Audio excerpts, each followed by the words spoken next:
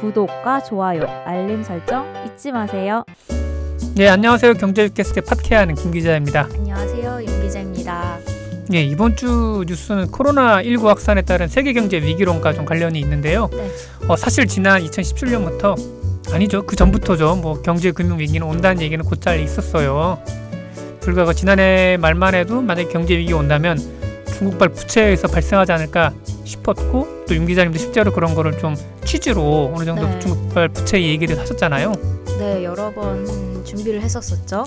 근데 블랙스완은 괜히 블랙스완이 아닌 것 같아요. 맞아요, 진짜. 예, 이런 바이러스가 세계 경제에 이렇게 암흑을 또 가져다 줄지 말지 요 상황인 거잖아요. 네. 좀 들어보니까 10년 내에 요즘이 가장 위험한 때라고 하더라고요. 금융시장 입장에서 봤을 때는. 그쵸. 지금과 같은 이 코로나 바이러스는 사실 대부분이 예측을 하지 못했었죠. 예. 게다가 저번에도 들어보니까 지난 9일에는 거의 시장 참여자들이 패닉 상태에 빠져 있고, 네. 상당수 많은 이제 증권 투자하시는 분들도 보면은 속을 바글바글 말하면 부들부들 아닌데 속을 태우고 있는 상황이긴 하죠. 네. 예. 오늘은 요 얘기를 한번 해볼게요. 이 바이러스로 인해서 투자 심리가 급격히 위축되고 다시 금융위기가 재현되는 게 아니냐라는 불안감이 커졌는데, 지난 9일 폭락 사든 차치하고 시장 참여자들이 왜들 불안해하는지 좀 살펴보겠습니다. 소비자 입장에서 먼저 좀 살펴보고요. 그 다음은 좀 시장 참여자 입장에서 보겠는데요. 네. 우선은 은행과 증권사에서 파는 그 펀드 상품 등의 부실이 커질 수 있다는 얘기예요. 특히 파생 상품. 그렇죠. 항상 위기가 올 때마다 파생 네, 상품이 가장 그렇죠. 위험하죠. 지난해 올해 한창 지금까지 시끄러운 것 중에 하나가 DLF 사태인데, 네. 제2, 제3의 DLF 사태, 그 ELS부터 ELF 사태 발생할 수 있다라는 거예요. 이게 DLF는 파생 결합 증권 펀드라고, 파생 결합 증권이라 불리는 DLS를 펀드 상품으로 묶은 건데, 증권사에서 팔면 DLS가 되는 거고, 이 상품을 여러 개 묶어서 팔면은 DLF가 되고요. 네. 사실 은행에서 많이 팔았죠. 네, 작년에 예. 한창 이슈가 됐었죠. 근데 DLS 같은 경우에는 뭐 진짜 손실 구간이 거의 뭐 50% 정도 되지 않으면은 여관에서는 손실을 보지 않습니다라고 해서 안전 상품으로 많이 아시고, 네. 많이도 가입을 하셨고, 그때 은행에서 가입을 하셨잖아요. 근데 이게 손실이 나게 되면은 화가 날 수밖에 없죠, 이분들은. 그쵸. 예. 은행 믿고 맡겼는데. 그리고 손실도 그냥 뭐 5% 10% 나는 게 아니라 50% 밑으로 떨어지면은 손실 구간이 거기부터 시작하는 거니까. 네. 그래서 아니 혹은 원금을 전부 다 날릴 수 있는 상황까지 갈 수 있어가지고 좀 많이 문제가 됐는데요. 이게 또 그전에는 독일 국채, 영국 국채 금리에 따라 갈라졌는데, 지금은 보니까 이제 유가, 그 다음에 구리, 네. 그 다음에 여러 가지 그 다른 파생 원자재에 대한 요 때문에, 게다가 이제 유럽 증시도 좀 안 좋은 상태라서 네. 거기를 추종하는 또 이제 DLS나 ELS 같은 경우에는 더 힘들어질 수 있어요. DLF 같은 펀드 상품이 시장에서 웬만큼 평타를 쳐줄 때는 괜찮은데, 네.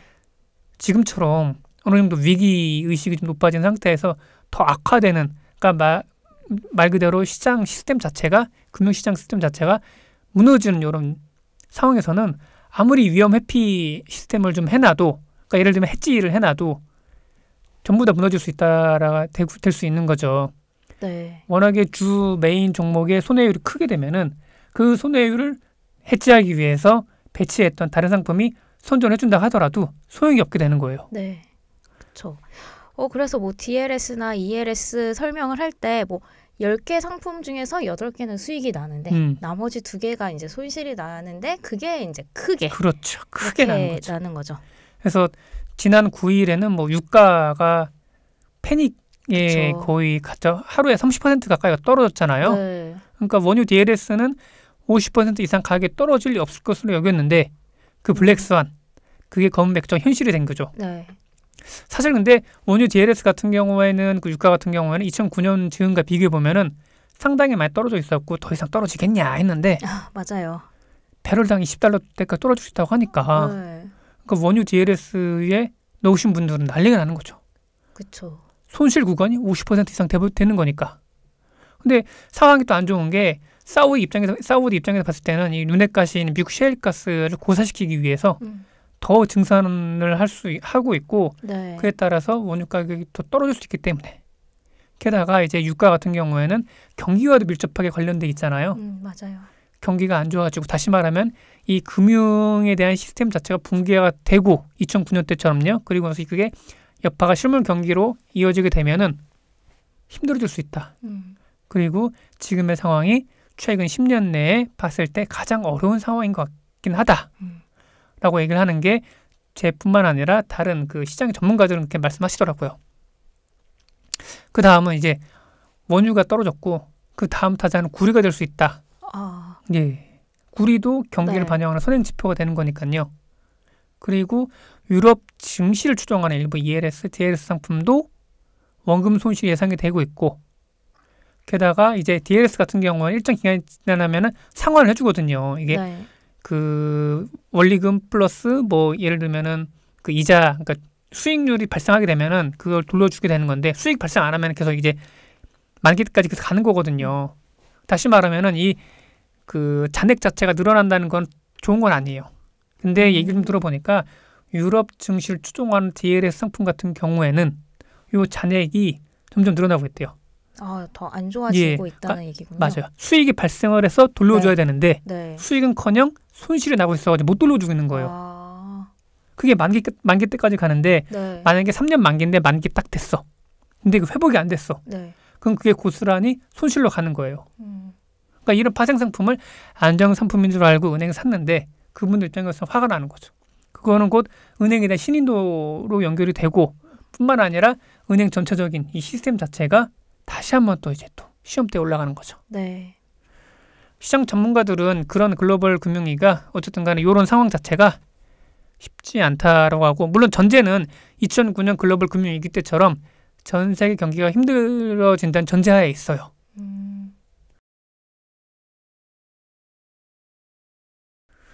시장 참여자 관점에서 지금의 사태가 어떻게 될지 진행될지 좀 보고 있을게요. 키는 미국에 있습니다. 정확히 말하면 미국 의회에 있어요. 네. 현재 미국 상황에 따라서 앞으로 10년이 또 달라질 수 있습니다. 예상치 못한 코로나19 팬데믹이 블랙스완이 될 수 있는 건데, 일단 미국에서 코로나19가 퍼지면서 내수 시장 자체가 얼 수 있습니다. 우리나라도 힘들다고 하잖아요. 그쵸. 지금 거래에 사람이 그쵸. 예전보다 정말 많이 줄었어요. 그러니까 우리나라의 이 시장에서 GDP에 대한 성장률이 한 1% 아니면 0.5%포인트 정도 깎아먹을 거 생각하고 있는데, 미국 같은 경우에는 그 여파가 더 클 수밖에 없는 거죠. 네. 그거는 세계 경제에 주는 영향도 더 클 수밖에 없고요. 더군다나 미국 경제는 내수로 먹고 삽니다. 이런 내수로 먹고 사는 미국 경제에 내수가 침체가 된다? 전 세계 경기 여파에 큰 악영향을 줄 수밖에 없습니다. 이런 걱정 때문에 지난 9일 미국 증시가 서킷 브레이크가 걸린 거고요. 다우존스 지수에 서킷 브레이크가 걸린 건 23년 만이라고 하더라고요. 그러니까 정말 그제 어제 시장에서 패닉이었는데, 근데 네. 왜 시장 참여자들, 그러니까 투자자들이나 좀 펀드맨이 좀 불안하게 보고 있느냐? 미국 대선을 앞두고 있거든요. 그렇죠. 미국 하원을 또 민주당이 장악하고 있고, 네. 그러니까 연방 주미제도도 쓸 카드가 별로 없어요. 이미 0.5% 포인트를 낮췄잖아요. 지금 거의 제로 금리로 밀고 내려갈 수밖에 없긴 한데, 네. 연준이 믿을 거는 의회 대규모 재정 정책 승인입니다. 근데 대선을 앞두고 민주당 쉽사리 해주겠냐 이거죠. 그쵸. 기싸움이 일어나겠네요. 예.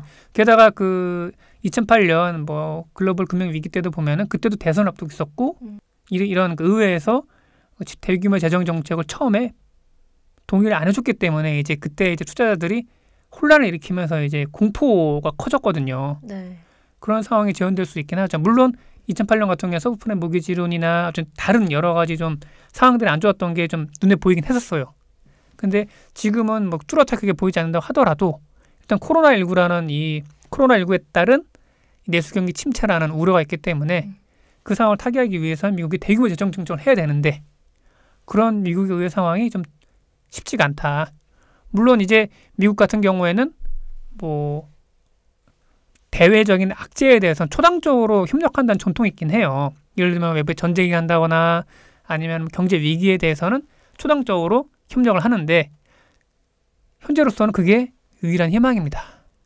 좀 정리를 할게요. 네. 지금은 어느 때보다 경제 위기에 대한 불안 심리가 커져 있습니다. 10년 내 최고라고 하고 제가 벌써 몇 번 얘기 드리죠.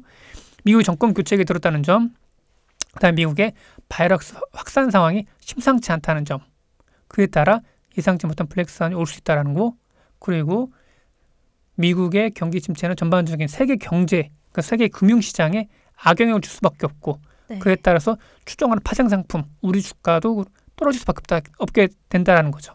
게다가 이미 시장에는 채권 가격도 많이 올라가 있고, 뭔가 이제 그 시장 하락장에 돈을 벌 수 있는 구조가 뭔가 좀 만들어져 있어요.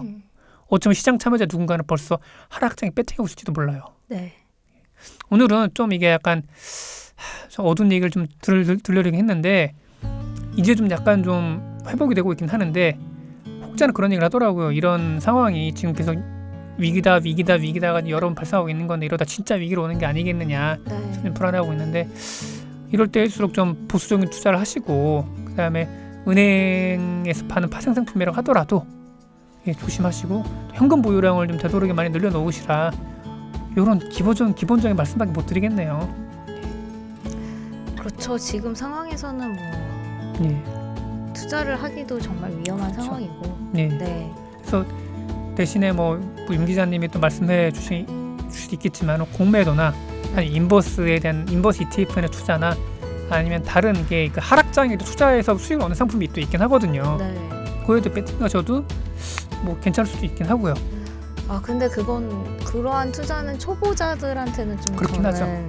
추천을 해드리고 싶지는 않아요. 참고로 지난 9일 때 오일 가격 떨어졌을 때 그 석유 선물에 마침 투자하셨던 대규모에도 손실을 보셨다고 하더라고요.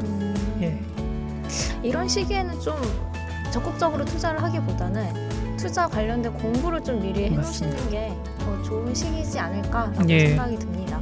이때 공부를 하면서 시장 상황을 이제 계속 지켜보는 거죠. 저희와 함께 하시죠. 네, 저희와 함께 하시죠. 네. 오늘 여기까지 마치도록 하겠습니다. 네, 들어주셔서 봐주셔서 감사합니다. 네, 감사합니다. 저희 방송 잘 들으셨나요? 질문 있으시거나 궁금하신 점 댓글로 남겨주세요. 여러분의 좋아요와 구독이 저희들에게는 큰 힘이 됩니다. 항상 믿을 수 있는 방송이 되도록 노력하겠습니다.